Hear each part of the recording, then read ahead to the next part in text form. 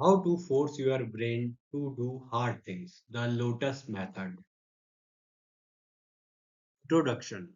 Success often depends on doing hard things like studying, exercising, or working on big projects, but the brain naturally avoids difficulty.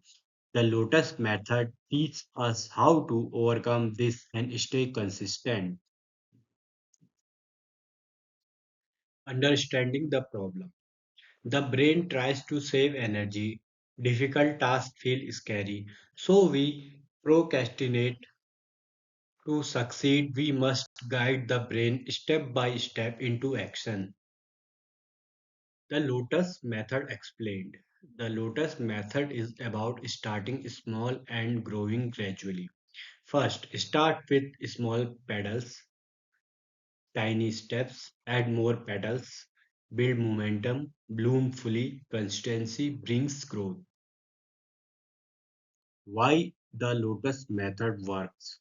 Reduce fear, small steps feel easier, builds discipline, repeated actions from habits, creates momentum, starting makes continuing easier, boost confidence, small success give courage.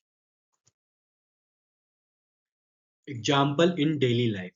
A student struggles to write essays.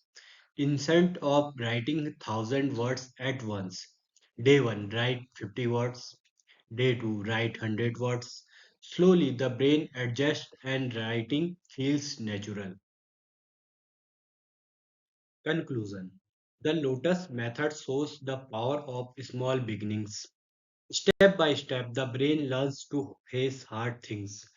Like a lotus opening petal by petal, we can grow into success. Thank you. Like, share, and subscribe.